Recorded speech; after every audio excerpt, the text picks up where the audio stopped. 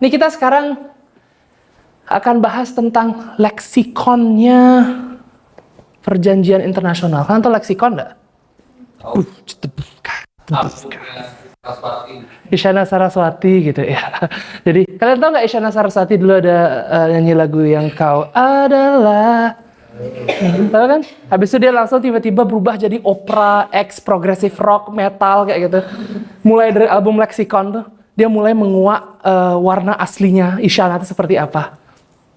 Dengan kita nge-unpack, dengan kita membuka kosakata, leksikon itu adalah kosakata yang dipakai dan yang ada dipergunakan secara umum di perjanjian internasional, kita akan mengetahui nature atau dari karakter dari perjanjian internasional seperti apa.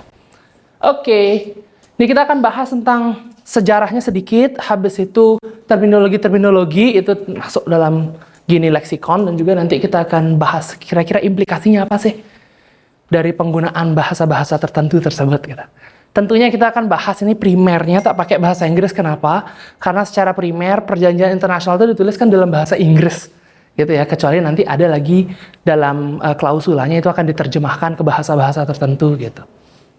Nah, secara primer bahasa Inggris akan dipakai untuk kuliah ini, kurang lebih kayak gitu. Nah, pertama aku cuma mau kayak lempar aja dulu ke floor. Kira-kira dari kalian masih ingat nggak apa itu perjanjian internasional? Masih. Oke, siapa mau coba kortinya dulu? Baik, perjanjian internasional itu merupakan dasar hukum dari hukum internasional itu sendiri, di mana kita bisa lihat di konvensi lingkungan juga disebutkan kalau perjanjian internasional merupakan dasar hukum. Selain itu ada juga kebiasaan internasional dan lain sebagainya. Untuk perjanjian internasional itu sendiri merupakan suatu perjanjian yang dibuat oleh subjek hukum dari hukum internasional itu ada negara-negara, Vatikan dan lain sebagainya, di mana suatu perjanjian itu harus mencapai kata sepakat. Oke, sepakat. Oke, perjanjian harus berisi kesepakatan. Kayak perikatan perdata juga kan harus berisi kesepakatan ya. Apalagi karakter dari perjanjian internasional selain harus ada sepakat. Harus ada para pihak. Oke, para pihak yang sepakat ya. Memuat hak dan kewajiban. Memuat hak dan kewajiban ya. Ayo, apalagi ada nggak yang ngatur tentang bentuknya harus gimana? Tertulis, ya. Ingat ya, karakter dari perjanjian internasional yang membedakan mungkin dengan cara kita memahami perikatan perdata di Indonesia itu adalah diatur secara eksplisit itu harus tertulis. Kalau enggak itu bukan perjanjian internasional. Kalau sekarang nih kalian buat kontrak untuk usaha kalian, perjanjian buat usaha kalian sama usaha orang di Malaysia, itu perjanjian internasional nggak? Iya. Hah? Oke, iya enggak. Maybe, nggak ada yang ngajak maybe. Oke. Perjanjian internasional, kalau kita ngomongin perjanjian internasional itu udah ngedenotasi sesuatu atau karakter perikatan yang publik. Bukan karakter perikatan privat. Untuk mengingatkan kalian sekali lagi ya. Jadi dalam terminologi internasional, perikatan yang bentuknya privat itu disebut sebagai kontrak. Kontrak internasional, kontrak lintas batas negara. Seperti tadi yang dibilang, sorry siapa namamu? Elena. Perjanjian internasional, pihak yang boleh buat itu adalah subjek hukum internasional. Nah, subjek hukum internasional itu juga diatur. Konvensi Wina ada 2, yang tahun 69 sama yang tahun 79, 82, coba nanti dicek ya. Yang 69 itu yang bakal kita bahas lebih detail. Yang Konvensi Wina tahun 69 itu yang akan kita bahas lebih detail karena itu yang akan mengatur tentang hak antar negara. Kenapa? Itu karena sebenarnya saya di sini tuh yang melandasi kuliah umum ini itu adalah sebenarnya itu kemarin ada joint statementnya Prabowo sama Xi Jinping. Ada yang sempat gini nggak kepoin itu nggak? Nggak, tapi lihat beritanya. Lihat beritanya. Apa dibilang di beritanya? Ya, Xi Jinping ini ngasih dana investasi. Itu aja sih. Salah satunya ada dana investasi, ya. Tapi sebenarnya ada isu yang lebih mendasar di sana nanti. Nanti kita akan bahas ya. Itu joint statement, itu adalah pernyataan bersama. Nah, itu apakah itu nanti hukum internasional atau bukan, itu nanti kita akan diskusikan. Di mana aku taruh ininya? Oke.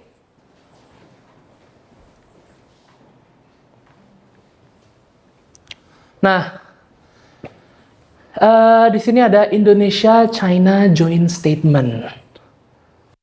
Ini bentuknya perjanjian atau tidak?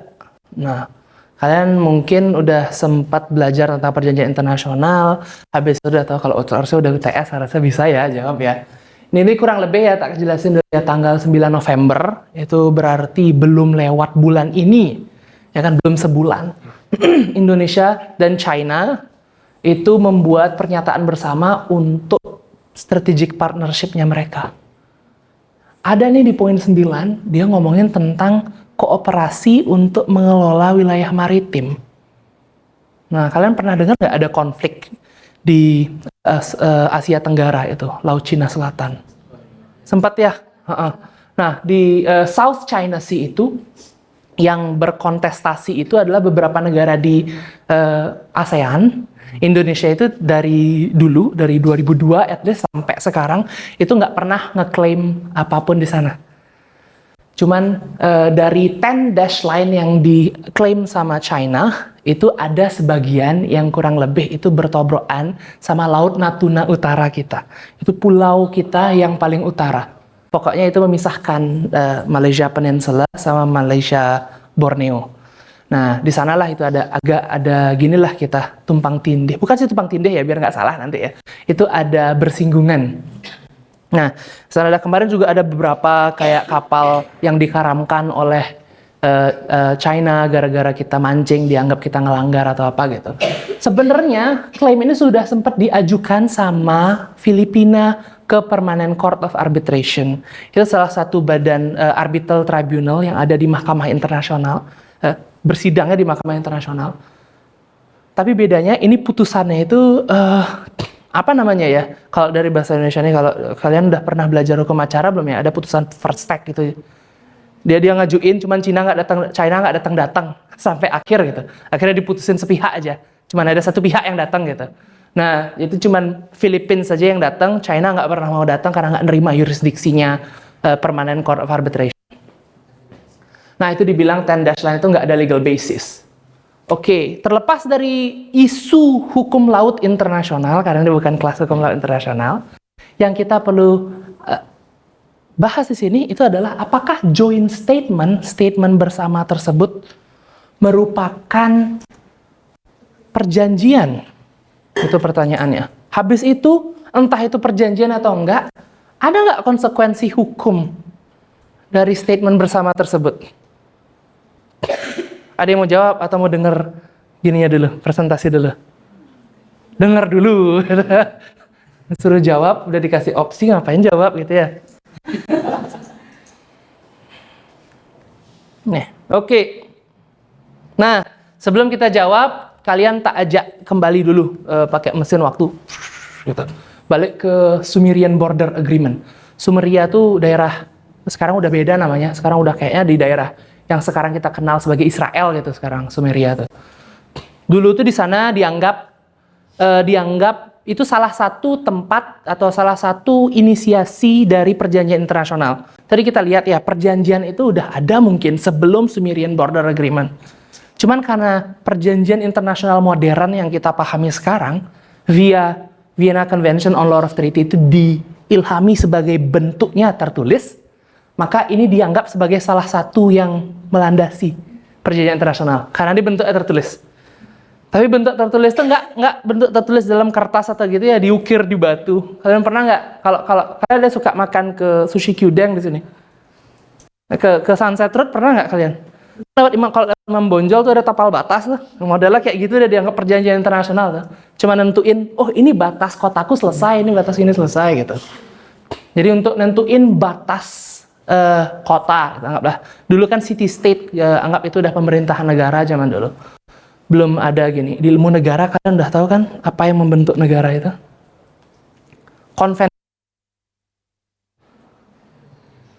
Konvensi Montevideo gitu. Ini nggak pernah dengar ya? Pernah dengar? Oke, ya. Ada Konvensi Montevideo itu pasal 1, negara itu dijelasin sana harus punya wilayah yang pasti, populasi, habis itu pemerintahan yang berdaulat dan juga pengakuan apa? Negara lain ya, kurang lebih kayak gitu. Nah, Sumerian Border Agreement. Nah, itu habis itu di sini juga sempet tak masukin Westphalia. Nah, Westphalen ini bahasa Indonesianya. Ini pertama kali ada konsep negara yang kita tahu sekarang itu dari sana. Dia mulai kayak negara itu nggak boleh prinsip non intervensi gitu. Kayak setiap negara punya urusannya sendiri, nggak boleh diganggu sama negara lain, tuh ada di sana. Itu kayak perjanjiannya pertama, perjanjian damainya pertama di sana ada yang buat gitu. Dulu Westphalen itu sekarang lebih dikenal sebagai sebutan Jerman. Itu ada porsinya wilayah Jerman, Belanda, Belgium, Luxembourg itu mungkin di sana. Sekarang udah jadi negara lain, totally lain. Itu karena udah lama banget. Habis itu ini tak kasih private law. Tadi kenapa ada gitu? Karena kita ada beberapa, anggaplah prinsip yang analog. Silakan. Ya, silakan, enggak apa-apa. Ada beberapa prinsip itu yang analog dengan hukum perdata. Kira-kira kalian masih ingat tadi prinsip apa? Perjanjian internasional dan perikatan perdata itu yang kurang lebih itu mirip atau sama. Ada kesepakatan. Habis itu harus ada para pihaknya. Habis itu apa lagi? Prinsip hak dan kewajiban. Oke, prinsip perjanjian atau perikatan yang utama kalian tahu itu apa? Ada bahasa kerennya, bahasa Latinnya. Pernah dengar nggak? Pacta sunt servanda. Itu juga asasnya. Ya. Tahu nggak kalian Pacta sunt servanda itu artinya apa? Perjanjian itu menjadi Coba yang baru datang. Ya. Setiap orang yang meningkatkan perjanjian yang terjadi antara kedua belah pihak, itu akan menjadi undang-undang sebagai yang membuatnya. Iya. Oke, itu bahasa hukumnya ya. Coba sekarang, cuman sebagai orang biasa sehari-hari yang nggak tahu hukum, kira-kira gimana cara kalian terjemahin Latin ke bahasa Indonesia? Jadi fakta itu adalah janji. Sunt itu harus, servanda itu harus diserve, ditepati. Jadi janji harus ditepati, gitu. Jadi nggak boleh janji palsu. Kalau itu bukan prinsip perjanjian jadinya. Janji harus ditepati, itu salah satu yang juga kita share, kita bagi, yang bersama kita gunakan dalam konteks perjanjian privat dan konteks perjanjian yang perjanjian internasional yang karakternya publik. Habis itu ada Liga Bangsa-Bangsa, League of Nations. Tahu nggak kalian itu apa? Apa itu? dia punya organisasi untuk mencapai perdamaian. Capai perdamaian dunia, organisasi perdamaian dunia. Ya. Kira-kira League of Nations ini masih ada nggak sekarang? PBB mana? United Nations bukan? Sesepuhnya nih. Ada orang Bali, ini kawitannya, kawitannya PBB. Jadi PBB itu harus lebih takut sama kawitan daripada sama gini. Ya, itu adalah seorang Bali harusnya tahu itu. Ya, itu dah kurang lebih ini kawitannya PBB. PBB udah musnah, League of Nations sudah diginiin, di Liga Bangsa-Bangsa udah di disband, diginiin, akhirnya digantikan oleh PBB sekarang yang kita tahu organisasi internasional yang terbesar. Ada berapa ya? 193 negara kalau nggak salah. Coba dicek, siapa tahu ada pemekaran negara nambah lagi gitu. Nah, itu dia hukum publik, udah tak masukin juga, itu adalah konteks dari diskusi kita. Harusnya sih pembelajaran kalian satu semester ini untuk hukum perjanjian internasional. Hukum perjanjian internasional, perjanjian itu dalam konteks internasional itu publik, bukan perjanjian privat. Karena kalau dalam internasional, perjanjian privat sebutannya kontrak, ya betul. Nah, makanya dalam Vienna Convention on the Law of Treaties itu seperti kayak perjanjian internasional untuk perjanjian internasional, menyatakan seperti yang tadi dibilang bahwa harus ada kesepakatan para pihak, pihaknya diatur di sana itu adalah yang boleh negara aja. Baru nanti Vienna Convention on Law of Treaties between States and International Organization yang selanjutnya itu baru dia mencakup lagi subjek hukum yang di luar negara. Terus juga dibilang di sana yang harus dipastikan kalian tahu itu adalah kita masuk di sini, kalian harus lihat bahwa Traktat ini adalah sebutan yang paling lumrah untuk perjanjian internasional ya. Traktat itu harus tertulis in written form. Nah, habis itu dia boleh dalam satu instrumen, 2 atau lebih. Apa maksudnya itu? Pernah nggak kalian dengar namanya kayak ada Pertama itu menjadi dokumen aslinya itu, terus yang lagi satu itu dibawa oleh Arabi. Oke, kayak kopinya gitu. Oke, bisa juga gitu. Tapi yang lebih dimaksud di sini itu adalah bentuknya bisa multiple. Jadi kayak pernah nggak kalian, nih Farah harus tahu, dia pernah ikut lomba humaniter internasional. Ada konvensi yang ngatur tentang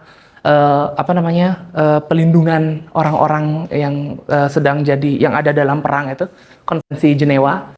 Nah, ada lagi gininya, turunannya itu kayak penjelasnya, itu namanya protokol. Nah, itu dipakai gitu, jadi modelnya kayak gitu. Nah, kurang lebih gitu. Itu dah yang dianggap protokol itu lebih dari satu kan ya, ada ya. Konvensi Jenewanya ada 4, gitu kan ya, ada 4 seri gitu jadinya.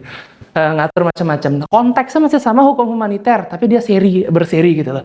Sama kayak buku Harry Potter gitu, ada seri 1 sampai seri 7, 4-nya ada part 2 gitu, nggak ada ya?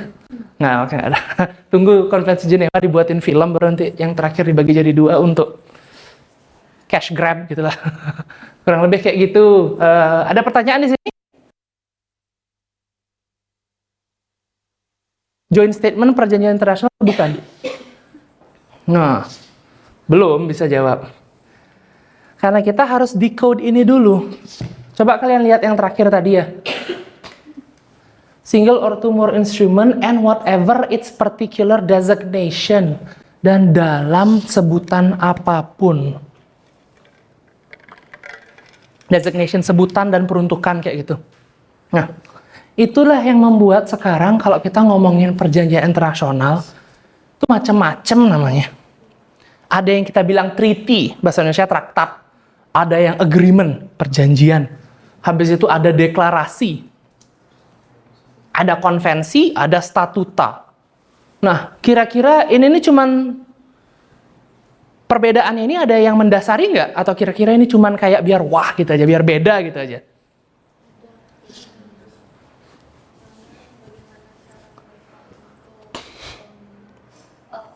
Ikut atau join di dalamnya, misalnya ada suatu perjanjian internasional yang sifatnya terbuka, itu misalnya dia tuh untuk joinnya mungkin harus diratifikasi terlebih dahulu atau ditandatangani saja bisa. Oke, ya. Jadi tergantung dari bagaimana itu dibuat, habis itu bagaimana keberlakuannya gitu kan, jadi ya. Ya benar, itu juga salah satu faktor. Tapi kalau untuk perbedaan bahasa ini bahasa ya yang akan kita diskusikan sekarang nih. Leksikon sekali lagi itu adalah kosakata. Bahasa seremnya. Jadi kalau ada yang udah pernah ngambil IELTS di sini. Jadi kalau kalian pakai vocabulary mungkin kalian bisa up to 6,5 gitu. Kalian rubah vocabulary itu jadi leksikon, mungkin itu jadi 7,5 gitu. Nah, nih biar katanya agak serem gitu. Nah, jadi traktat kalau umpamanya bisa dibilang ini traktat ini biasanya lebih kontraktual dia hubungannya. Dia tuh menciptakan hak dan kewajiban baru. Biasanya pakai traktat. Nah, contohnya kayak gimana? Indonesia itu punya traktat ekstradisi sama Singapura gitu. Dia buat kewajiban baru akhirnya. Terus traktat yang populer sebenarnya sih kalau kita bisa lihat itu traktat Uni Eropa, Treaty of the European Union yang dia ngebuat suatu hak dan kewajiban baru untuk negara-negara anggotanya gitu. Agreement, perjanjian, ini benar-benar generik sekali termnya ya, perjanjian gitu ya. Intinya ya udah ada, emang itu self-serving dia, perjanjian bentuknya. Kalian tahu nggak HP kalian ini sekarang kita bisa bertamasya keluar negeri itu cikal bakalnya juga dari agreement itu. Perjanjian internasional dulu sempat diprakarsai sebenarnya oleh General Agreement on Trade and Tariffs, ada juga General Agreement on Trade and Services gitu. Itu aku ya? Oh, peserta bocor, oke. Kalau peserta yang online mau ikut bicara boleh juga, nanti boleh angkat tangan dulu, Farah bakal memfasilitasi. Sampai mana tadi? Oh ya, itu dah agreement transaksional lebih gitu. Jadi kayak lebih ke nature-nya biasanya dipakai dia untuk urusan yang ada hubungannya sama economic atau keuangan gitu. Declaration itu lebih ke kayak dia mengandung prinsip-prinsip tertentu gitu. Jadi kalau kalian pernah dengar DUHAM, Deklarasi Umum Hak Asasi Manusia, itu kan dia mengatur beberapa prinsip yang umum. Ya. Jadi kayak penegasan prinsip yang ada gitu. Tadi dibilang juga sempat sama siapa kortinya namanya, lupa aku lagi. Elena, oke. Sempat juga dibilang ada sumber hukum internasional itu ada perjanjian, ada kebiasaan hukum internasional. Satu lagi sumber primer itu ada prinsip hukum umum yang diakui oleh bangsa beradab, gitu. Bukan biadab ya, bangsa beradab. Jadi itu juga boleh. Umpamanya kalian mau ngakuin prinsip itu, kalian akuin dalam deklarasi boleh. Kalau ada yang mau ikut, kalau enggak ya jadinya deklarasi unilateral gitu. Konvensi. Nah, ini konvensi harusnya paling dekat sama kalian. Coba angkat tangan siapa orang Bali di sini? Orang Bali di sini siapa yang biasa ikut urusan adat di Bali? Yang mau Banjar? Nggak ada, senyum aja itu. Nggak ada semua. Oh, nggak relate berarti nanti nih. Di Bali itu ada namanya tipenya kayak gini. Awik-awik itu tau nggak di Bali? Itu kan nggak dibuat kayak peraturan perundang-undangan kan? Nggak diteliti, nggak apa dibuat enggak gitu. Cuman bilang, oh ini ada kebiasaan beberapa, ayo kita kristalisasi dalam bentuk tertulis. Tapi nggak buat peraturan baru. Itu cuman kayak mengeraskan kebiasaan yang ada. Konvensi itu biasanya kayak gitu. Jadi kebiasaan-kebiasaan hukum internasional itu dimasukin dulu, diteliti sama ada namanya International Law Commission, itu nanti dia yang bertanggung jawab di Majelis Umum PBB untuk ngedraft perjanjian internasional. Habis itu nanti akan dimasukkan dalam convention. Apakah semua isi convention itu adalah kebiasaan hukum internasional? Tidak semuanya gitu. Tapi rata-rata dalam konvensi itu pasti ada kebiasaan.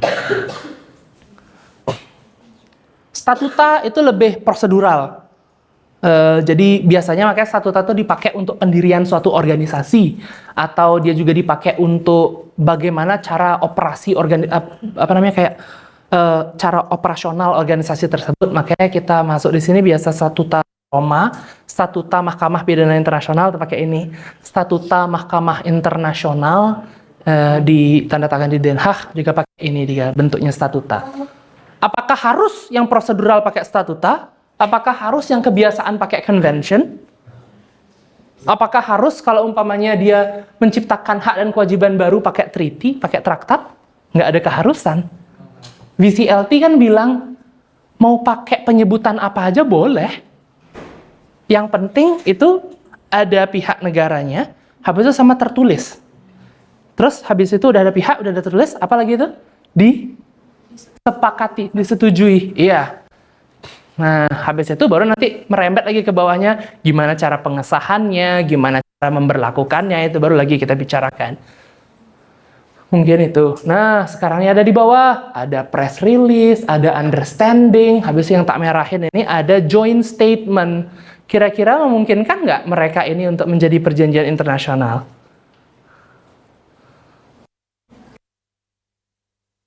Yang bilang sama tadi kan nggak harus sebenarnya nama-namanya, yang penting kan ada subjeknya, ada tujuan dari pihak dan bentuknya. Iya. Yang penting syarat-syarat syarat-syarat objektifnya itu terpenuhi. Nah, itu bukan kata-kata saya aja ya. Nih sempet tak kepoin ya ICJ.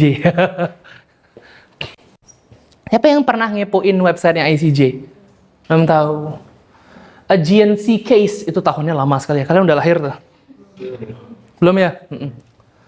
Orang tua kalian mungkin udah ya, tapi jangan bilang tahun lahirnya, itu data pribadi biar nggak banyak kebongkar di kanal YouTube kami nanti. Oh ya, subscribe ya ke kanal YouTube kami. Nanti tak kasih QR code-nya. A GNC case, siapa yang udah pernah ke Turki di sini? Namanya sekarang bukan Turki ya, Turki nama officialnya. Yunani? Belum pernah? Siapa yang suka Senseiya di sini? Atau terlalu gini? Oh ya, satu generasi ya? Itu anime lama tuh, Senseiya itu tentang kayak prajurit-prajurit Yunani gitu. Nah, itu dah. Agency case itu Yunani lawan Turki dulu. Dia ngerebutin landas kontinen. Kalian tahu landas kontinen? Itu seabed itu. Dasar laut. Nah, itu diginiin. Nah, di sana tuh mereka tuh punya joint communique, itu bahasa Perancisnya. Joint communique itu bahasa kerennya. Kalau kalian agak bosan bilang joint statement atau pernyataan bersama, kalian bisa bilang joint communique. Ada yang bisa ngomong Perancis ini? Ada nanti? Nggak ada? Oke. C'est ok, je parle français un petit peu. Gitu, aku ngomong bahasa Perancis sedikit, cukup lah untuk bisa tampil keren gitu. Jadi joint communique itu dipakai sebagai landasan itu digugat di ICJ. Habis itu ICJ bilang sebenarnya nggak ada nih aturan internasional yang melarang joint communique atau joint statement pernyataan bersama itu untuk dianggap sebagai perjanjian internasional. Tetapi dalam kasus itu bentuk dari joint communique itu belum secara substansinya sesuai dengan apa yang dimaksudkan oleh Vienna Convention on Law of Treaties. Tidak ada kata-kata di dalamnya yang menunjukkan bahwa baik Turki maupun Yunani itu ingin terikat. Nah, gitu. Jadi nggak ada kata-kata kami sepakat, nggak ada kayak gitu. Negara berkewajiban untuk, gitu, nggak ada kayak gitu. Cuman kayak mereka berniat untuk mengeksplorasi cara gini gitu kan, kayak bahasanya politis banget ya gitu. Jadi we endeavor, we may, ya, jadi kayak gitu bahasanya. Jadi masih bahasanya sugestif gitu. Kalau kalian di pengantar ilmu hukum mungkin ada nanti kayak tipe hukum, karakter hukum fakultatif dan imperatif, pernah dengar itu? Belum pernah dengar? Oke, fakultatif itu yang berbentuk kayak saran gini tuh nggak sih opsional tapi kayak saran, lebih kayak guideline untuk kalian gini. Fakultatif itu imperatif itu yang memaksa kalian ikutin, kalau enggak ada konsekuensinya gitu. Nah, itu dia di agency case itu mencikal bakali ini di Qatar versus Bahrain. Ini dia, kalian tahu nggak Qatar sama Bahrain ini di mana? Timur Tengah ya. Siapa tadi bilang gitu? Oke, benar, itu di Timur Tengah. Ini negara yang ngerebutin suatu pulau dan juga wilayah laut. Nah, kenapa pulaunya direbutin juga? Karena konvensi hukum laut kan bilang siapa yang punya tanah, dia yang boleh ngeklaim laut gitu. Jadi kalau dia udah ngerebutin tanahnya, dia bisa ngeklaim laut gitu. Ada yang ngambil hukum laut di sini? Belum ya? Semoga kalian ambil itu. Itu kan mata kuliah pilihan hukum internasional. Ada yang udah tertarik nggak nih ya? Nggak tahu meter ketertarikan kalian gimana nanti. Nah, di sini tuh dibilang international agreement. Tadi kan dibilang dalam bentuk apapun ya. Kalau dari Vienna Convention ya. Ini baru diafirmasi di Qatar versus Bahrain bahwa boleh namanya apa aja gitu. Namanya boleh apa aja. Jadi, nah, Qatar dan Bahrain itu ada exchanges of notes, tukar-tukaran catatan. Habis itu ada juga minutes of meetings, itu notula dari negosiasi mereka. Notula ya, bukan notulensi. Notula namanya gitu. Notula, habis itu juga ada joint communique. Itu 3 dokumen tersebut dianggap sebagai perjanjian yang mengikat untuk Qatar dan Bahrain. Karena, lihat nih, subsequent actions. Tidak ada dari sini itu membilang bahwa mereka itu akan terikat. Nah, jadi sekarang ini kesepakatan udah ditafsirkan nih sama ICJ bahwa kesepakatan itu tidak serta-merta hanya eksplisit tertulis. Tetapi habis mereka ngomongin, habis itu mereka tulis apa yang mereka akan lakukan, habis itu yang mereka lakukan itu benar-benar dilakukan. Nah, apa contohnya? Mereka mulai dari exchanges of notes ini, mulai mereka kayak consider cara-cara damai. Nah, benar mereka akan consider cara-cara damai. Habis itu cara-cara damai itu mereka memutuskan untuk memilih Saudi Arabia untuk menjadi mediator dari konflik mereka. Nah, di minutes of meeting juga udah dibilang bahwa mereka benar akhirnya milih Saudi Arabia. Habis itu setelah dimediasi oleh Saudi Arabia, mereka memutuskan untuk menyerahkan kewenangan penuh ICJ untuk membantu mereka menyelesaikan kasus gitu. Nah, beneran nih dari joint communique itu diikutin. Jadi secara implisit berarti keinginan untuk terikat itu udah ada. Terbukti dari subsequent actions, aksi atau tindakan setelah dokumen tersebut tertuliskan. Nah, itu dia. Di Pulp Mills case, ini kita sekarang lompat nih. Tadi dari agency case itu kan di Laut Mediterania tuh, bagian tuh di Mediterania agak ke utara dikit, di antara Turki dan Yunani. Habis itu kita sebentar mampir ke Timur Tengah. Sekarang kita lompat jauh sekali. Mungkin kita pakai Qatar Airways ya. Kita ke Amerika Latin. Nah, Pulp Mills case itu antara Uruguay dan Argentina. Lagi nyari ya sana ya? Kenapa itu? Hah? Bocor. Oke. Wah, banyak kebocoran hari ini. Kalian yang mau pakai gini, siapa yang pakai AI? Boleh kalian pakai AI. Kalau mau kayak search itu sambil kalian ngecek bener nggak ini. Siapa tahu dibohongin sama saya kan? Kalau saya pingin jahil bisa tak bohongin loh ini. Jangan terlalu percaya ya. Harus cross check tetap. Nah, understanding sama press release ini juga di-consider binding instrument. Karena kalau yang ini sih tipenya emang benar-benar dia consent to it.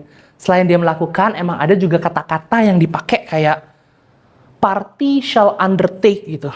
Shall itu kan udah kayak harus banget itu ya, akan gitu. Habis itu undertake itu apa lagi? Melakukan gitu. Jadi kayak benar-benar udah diginiin. Nah, setelah itu observed by them in good faith. Itu artinya adalah dilakukannya juga kayak ditemani dengan itikat baik ya, itikat baik. Jadi ini anggaplah ini adalah 3 kasus landmark. Kasus landmark itu adalah kasus yang dipakai acuan yang dia menciptakan referensi khusus terhadap hukum internasional. Ini yang dipakai untuk kalian nanti, anggaplah ini udah tak kasih kalian, ini adalah tool kalian untuk cari tahu apakah perjanjian itu mengikat atau tidak gitu.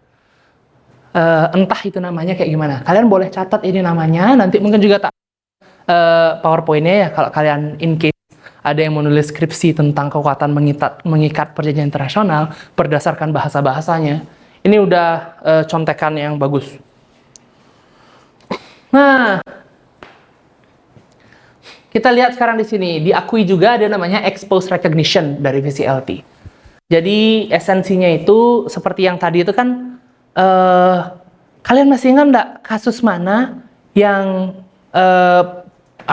bentuk tertulisnya itu tidak mengandung kata-kata eksplisit mengikat, tapi tindakannya yang membuat itu jadi terikat. Ingat nggak kasus mana? Ada 3 kasus tadi.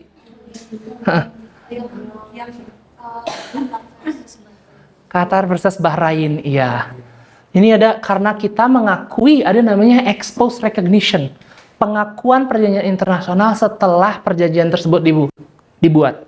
Ada beberapa gininya ya, kayak requirement-nya. Itu kalian bisa lihat di pasal 7 ini tak ringkas. Itu ada expressing consent to be bound by treaty. Habis itu juga harus ada namanya. Nah, expressing consent-nya ini dah nanti diginiin kan ya. Kita udah tahu bahwa consent itu tidak harus serta-merta tertulis nanti. Yang penting itu tidak ada efek hukum kecuali setelahnya itu udah dikonfirmasi sama negara. Ini cuma beberapa aja, ini ada beberapa orang yang boleh dianggap membuat perjanjian itu. Head of States, Head of Governments, Minister Foreign Affairs. Kalau kemarin kira-kira tak sambungin lagi ke joint statement-nya Indonesia dan China, kira-kira yang buat siapa itu? Coba, apa? Nggak ada salah bener nih. Buatlah kesalahan sekarang sebelum kalian jadi diplomat gitu lah. Nanti baru nggak boleh salah itu. Ya, siapa yang buat joint statement-nya itu? Joint statement Prabowo dan Xi Jinping. Presidennya. Presiden itu masuk kemana di sini? Head of State. Jadi itu antara Head of State udah itu ya. Jadi udah tingkat tinggi itu. Anggap dalam bahasa internasional. Nah, jadi kurang lebih kayak gitu dah di sini. Nah, kalau kita bilang sekarang lihat joint statement-nya Indonesia, itu ya joint statement-nya Indonesia dibuatkan dengan Head of State. Oke, udah kecentang ini ya. Ada nggak indikasi Indonesia dan China itu ingin terikat. Udah pernah baca? Belum pernah? Oke, ntar kalian ada tutorial, kalian tak kasih baca waktu sedikit. Tapi nggak semuanya, nanti tak kasih tahu yang mana aja sih yang penting untuk dibaca. Nanti kalian gini. Nah, habis itu, unless afterward confirmed by state. Bisa nggak kita nentuin sekarang apakah Indonesia udah melakukan sesuatu tentang itu atau belum? Kapan, ingat nggak tadi, kapan pertama joint statement ini dibuat? 9 November, belum ada waktu ya. Nah, ini kita lihat dulu yang serupa nih. Joint statement-nya Jepang, China, Korea. Oh, annyeonghaseyo. Korea, cincayo. Sama Chinese Taipei. Itu mereka berempat itu aktor yang membuat joint statement untuk anggaplah ini ya konservasinya Japanese eel. Tahu nggak kalian Japanese eel itu apa? Unagi. Ada yang suka makan unagi sini? Oh, itu suka. Wah, high taste buds itu. Jadi Japanese eel itu intinya biar apa namanya kayak harvest Japanese eel itu nggak terlalu merajalela gitu loh. Jadi biar ada terkontrol dan sustainable gitu intinya. Jadi mereka buat itu joint statement itu essentially itu nggak dianggap binding. Joint statement itu nggak binding essentially. Karena itu cuma statement. Biasanya juga kosakata yang dipakai dalam joint statement itu bukan kata-kata yang dipakai dalam perjanjian internasional. Jadi lebih the state may take action. Jadi may endeavor to conserve Japanese eel kayak gitu jadinya. Jadi kayak lebih ke bahasa-bahasa yang menyatakan bahwa ada loh intensi mereka untuk bertindak bersama. Habis itu juga ada beberapa kebiasaan bahwa beberapa instrumen-instrumen hukum itu didaftarkan ke PBB sesuai dengan pasal 102 dari Piagam PBB untuk apa namanya dimasukkan dalam repositori perjanjian internasional mereka gitu. Dia terdaftar dan sudah bisa diakses. Nah, itu juga nggak dilakukan seperti itu. Nah, jadi intensi niatan dari para pihak untuk terikat itu adalah hal yang esensial. Itu pertama ya, hal yang esensial. Berarti kalau dalam secara normatif ya, joint statement-nya keempat aktor ini, kenapa tak bilang keempat aktor bukan keempat negara? Karena kalau tak bilang 4 negara itu saya menyalahi statement politik lagi. Karena kan masih ada kontestasi di sini, atau nggak bisa bilang kontestasi juga itu salah juga. Ini ada Chinese Taipei dan China kan RRT Republik Rakyat Tiongkok kan memiliki policy One China policy gitu yang menganggap juga Chinese Taipei itu adalah wilayah satu kesatuan. Maka kita bilang aktor ini 4 aktor ini dia harus ada keinginan untuk terikat. Keinginan untuk terikat itu ya walaupun juga ada diginiin di dalam bentuk tertulisnya ya. Walaupun tidak dalam bentuk tertulis, tapi dalam subsequent action, itu pun juga di Qatar dan Bahrain, itu butuh mahkamah internasional untuk bilang, punya nggak kita duit dan waktu untuk ngajuin kasus itu ke mahkamah internasional? Kan belum tentu ya. Makanya, walaupun sekarang ini belum ada jawaban yang pasti apakah ini terikat atau tidak, secara normatif kita harus menganggap joint statement ini bukanlah instrumen yang mengikat. Karena tidak ada fakta yang cukup untuk membuktikan bahwa ini terikat. Nah, selanjutnya, ada implikasi hukumnya nggak joint statement ini? Nah, secara eksplisit nggak ada ya. Karena toh juga kalau nggak diikutin, Jepang nggak bakal dia dapat sanksi internasional, China nggak bakalan dikucilkan, atau gimana, nggak akan itu. Atau nggak akan ganti rugi juga nggak akan. Tetapi pada praktiknya ini yang dibilang sebagai soft law ya. Ini dia buat kayak hukum yang fakultatif gitu. Tetapi itu memengaruhi national operations. Apa maksudnya national operations?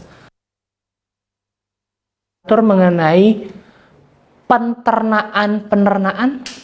ternak unagi itu dipengaruhi dan dia menyesuaikan sama joint statement tersebut.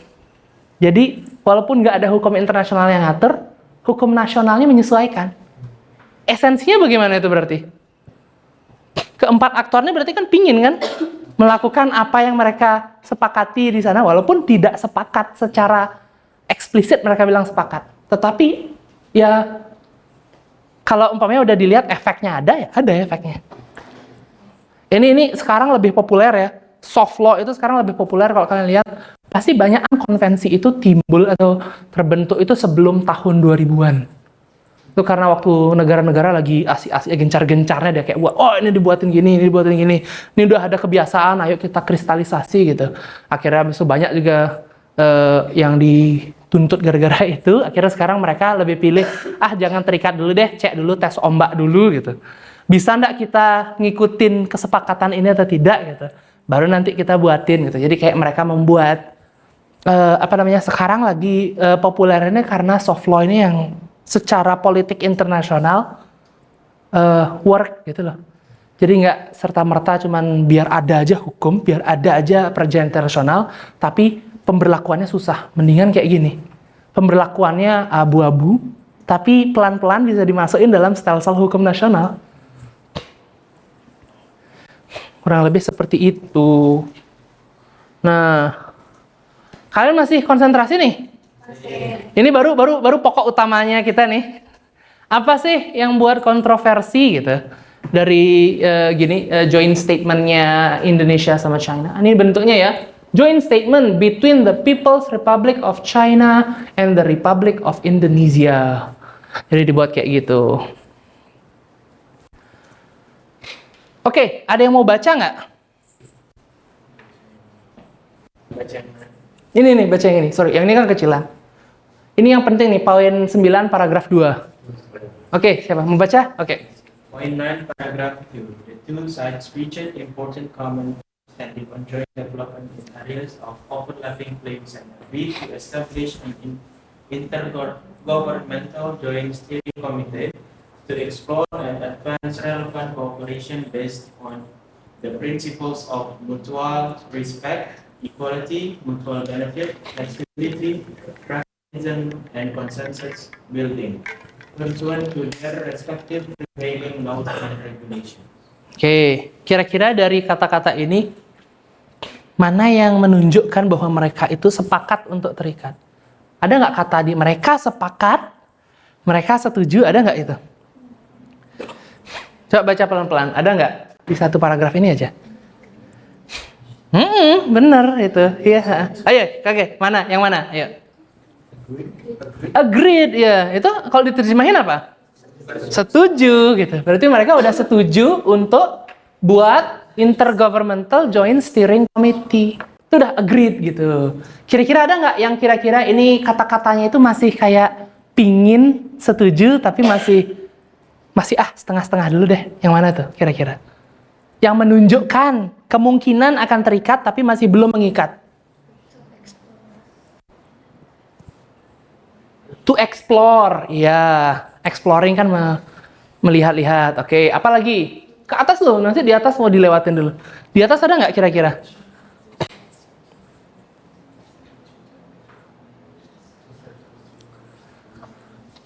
Common understanding, kesepahaman, atau pemahaman bersama, ya, kesepahaman lah lebih gitunya. Oke, habis itu apa lagi nih? Two sides reached itu mengikat atau enggak kira-kira? Kira-kira udah menunjukkan mereka akan terikat atau tidak? Reach berarti kan udah ngomong sebelumnya ya, itu artinya itu bukan baru lagi, tapi udah disepakati nih gitu. Jadi reach a common understanding. Nah, itu ada beberapa bahasa-bahasa ini yang bisa dipakai kita untuk ngetabulasi kira-kira ini niatnya untuk mengikat atau enggak sih gitu. Maaf, ntar kalian bisa lihat tuh yang mana banyak mengikat atau enggaknya gitu sih. Nah, sekarang kita cek, ini dia kurang lebih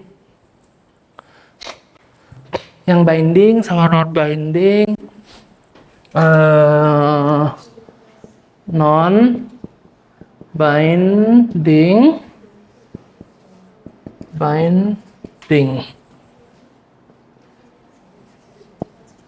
Oke.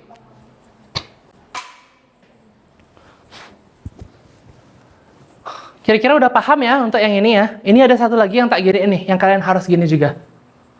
Parties sama participants ini tak garis bawahi, kenapa? Karena biasanya kata-kata parties, pihak, Itu adalah kata-kata yang dipakai dalam terminologi perjanjian. Jadi biasanya kalau mereka pakai pihak, mereka udah kesana, oh kayak seram sekali sih ini gitu. Makanya mereka pakai peserta di sini, participant. Jadi biasanya kalau mereka pakai partisipan berarti udah indikasi kayak jangan terlalu lebay dulu deh gitu, kayak keep it casual gitu. Oke, setelah kalian tadi tutorial, kita udah nulis, ini udah lumayan lah, kita udah nebak-nebak kira-kira mana yang masuk di non-binding, mana yang binding, atau mana yang kira-kira ada di tengah-tengah antara binding atau non-binding. Itu kayak lagu dulu, aku ada antara ada dan tiada gitu. Kalian pernah dengar? Jadi di sini kita lihat coba dulu dari both parties recognize sama both sides agreed. Kita lihat tadi di dalam paragraf ini itu ada both parties recognize the importance of 2007 Defense Cooperation Agreement. Kita tahu kalau tadi bahasanya agreement, itu berarti dia udah mendenotasi perjanjian internasional yang mengikat. Terus both parties itu juga tadi udah tak bilang bahwa itu adalah biasanya kata-kata yang dipakai untuk binding, ya, perjanjian internasional yang binding.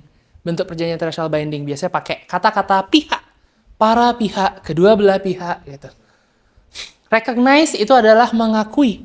Nah, dia jadi mengakui gini, ada nih putusannya di Avena and other Mexican nationals, nanti tak bagiin juga. Belum tak masukin sini, baru ingat. Itu tentang pengafirmasian Vienna Convention on Consular Relations. Entar kalau kalian masuk PK internasional, kalian juga akan ngambil hukum diplomatik internasional dan hubungan internasional. Itu kalian akan belajar tentang Vienna Convention on Diplomatic Relation dan juga ada Vienna Convention on Consular Relations. Intinya waktu itu tuh adalah kedua belah pihak itu dianggap dengan dia buat statement bahwa mereka merekognisi, mengakui bahwa untuk pelindungan hak konsuler orang itu mereka sama-sama mengakui adanya Vienna Convention on Consular Relations. Walaupun bahasanya ini recognize belum bisa dibilang seperti bahasa yang lumrah dipakai dalam perjanjian yang mengikat, tapi karena konteks recognition-nya, konteks pengakuannya itu adalah hukum internasional yang mengikat, maka statement yang dibuat menggunakan padanan kata ini bisa dianggap sebagai statement yang mengikat. Layaknya perjanjian internasional mengikat gitu. Terus kita naik ke atas, ini ada tulisan both sides agreed. Itu di sana kan udah ada beda lagi, bahwa bagian both sides itu udah beda sama both parties. Sides itu adalah kedua sisi. Kedua sisi sama kedua pihak itu kan udah menunjukkan bahwa mereka ingin mulai menghaluskan kata-kata. Jadi nggak terlalu ngikat deh gitu. Makanya di sini dipindahkan jadinya. Jadi itu antara mengikat dan tidak mengikat. Jadi belum tahu gimana caranya nentuin apakah itu nanti akan mengikat atau tidak kalau dia lagi masih rancu. Ayo tadi, gimana caranya? Subsequent action. Dari nanti tindakannya. Kira-kira habis ini ada, kira-kira dilakuin nggak? Gitu. Jadi kan perlu nunggu waktu. Jadi kalian udah tahu ya, bisa lihat ya. Yang mana yang otomatis ngikat, yang mana yang perlu tunggu waktu, yang mana yang udah pasti nggak ngikat, harusnya kalian udah bisa lihat ya. Jadi satu dokumen itu bisa kompleks. Sama kayak kalian gitu. Kalian tuh kan juga manusia yang kompleks gitu. Jadi perjanjian internasional pun kompleks karena manusia yang buat juga. Jadi bisa kompleks juga. Sekarang kita bahas two countries announced. Itu di mana tadi itu ya? 9 ya.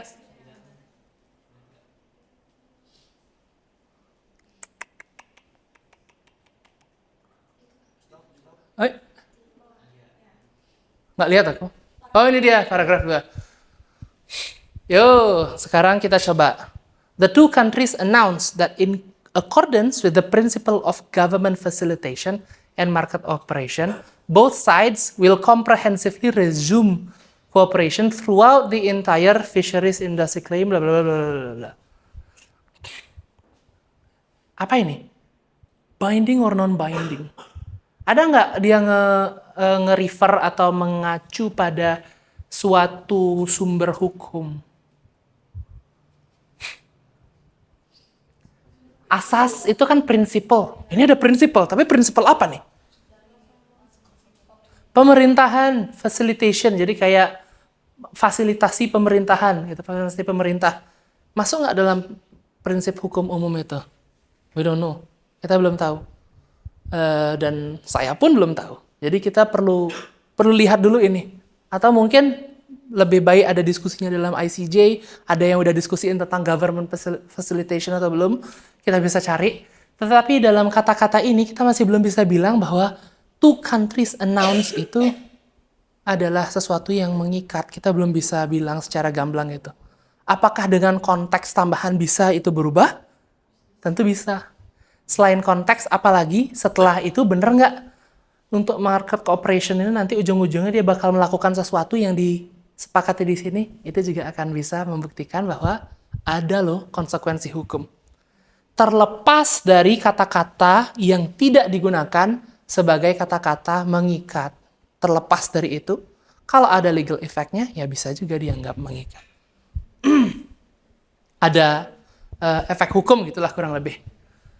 Nah, kurang lebih di situ. Sekarang akan tak kembalikan lagi kita ke contekan. Kalian udah download semua itu kan ya, joint statement-nya. Bisa diginiin pakai kalian mau buat paper, mau buat jurnal itu kalian bisa nih. Semoga membantu ini tools-tools yang tak berikan ke kalian. Sekarang ini nggak diskusi secara gini sih ya, bukan diskusi yang saya rasa harus kita diskusikan secara hangat karena udah diskusinya tadi. Ini lebih ke kayak kayak summary, kesimpulan untuk nge-recap 1 jam 20 menit ini. Kuliah biasanya berapa jam ya? 1 jam 40. Oh, masih aman ya. Apakah kalau gitu sekarang kita jawab, apakah joint statement-nya Indonesia dan China itu merupakan perjanjian? Kalau kita tahu tadi kan terlalu dini sekarang kita untuk bilang ya. Karena toh bahasanya juga campur di sana. Ada bahasa yang mengikat, ada bahasa yang nggak mengikat, ada bahasa yang kira-kira kayaknya mau ngikat tapi dihaluskan jadi biar nggak mengikat gitu. Nah, kebahasaan itu kan kalian penting kan? Jadi tahu kan leksikon, kosakata yang digunakan itu jauh lebih penting daripada nama yang dipakai. Tadi kan kita udah lihat namanya ada apa aja. Ada exchange of notes, bahkan minutes of meetings pun bisa, understanding, MOU yang sering kita dengar, Memorandum of Understanding juga bisa dipakai, press release bisa dipakai, joint communiqué kalau kalian feeling a bit sexy gitu, joint communiqué, tu comprends, Habis itu juga, atau kalau umpamanya agreement-agreement yang konvensional itu seperti konvensi atau apa itu kan udah jelas. Nah, jadi penamaan itu tidak sepenting apa substansinya atau bagaimana intensi, niatan dari para pihak itu saat membuat perjanjian tersebut. Nah, habis itu selanjutnya apakah joint statement ini akan memiliki dampak hukum? Kira-kira joint statement ini akan memiliki dampak hukum atau enggak? Tadi kita lihat apa sih potensi dampak hukum joint statement?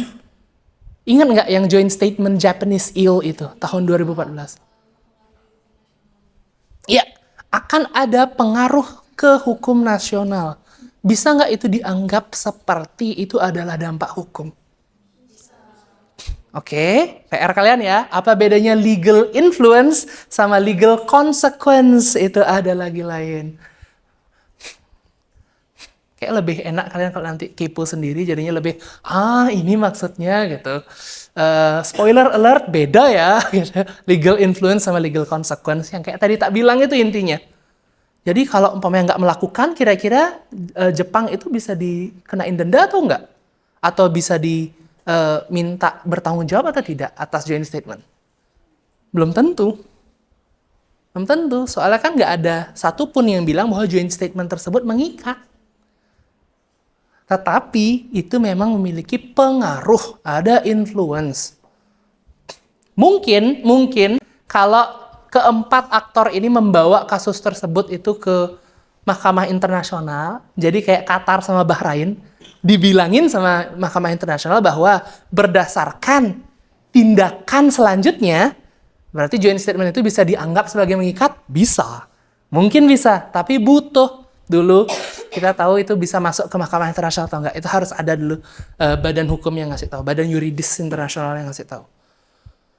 Selama belum, jadi itu belum bisa dianggap. Ada potensi? Tentu. Karena namanya nggak berpengaruh dan toh juga ada subsequent action. Habis itu, gini, ya bagaimana nanti bisa itu termanifestasi ya tadi ya. Mungkin bentuknya nanti kalaupun bukan dampak hukum, bentuknya pengaruh hukum mungkin bisa.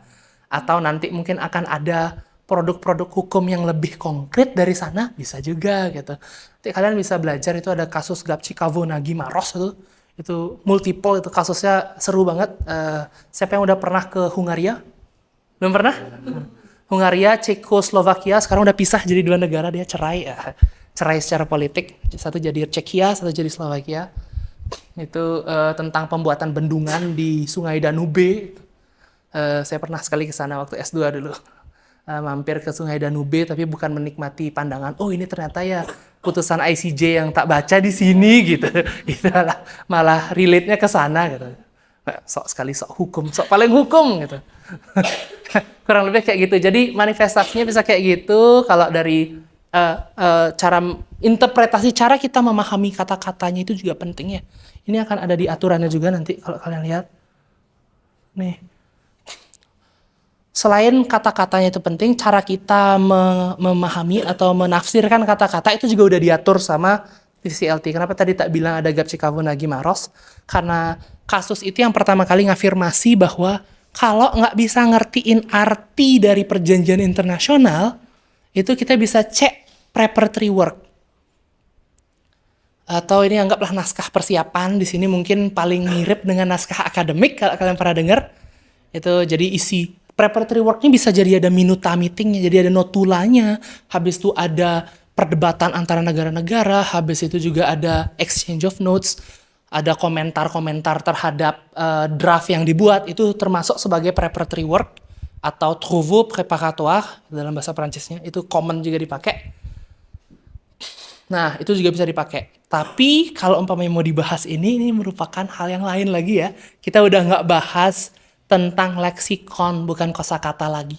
Tapi setelah kosakata, sekarang gimana cara kita menafsirkan? Itu adalah topik untuk di lain waktu. Jadi kalian nggak akan dibebani sekarang untuk interpretasi. Cuman itu yang penting, itu penting juga.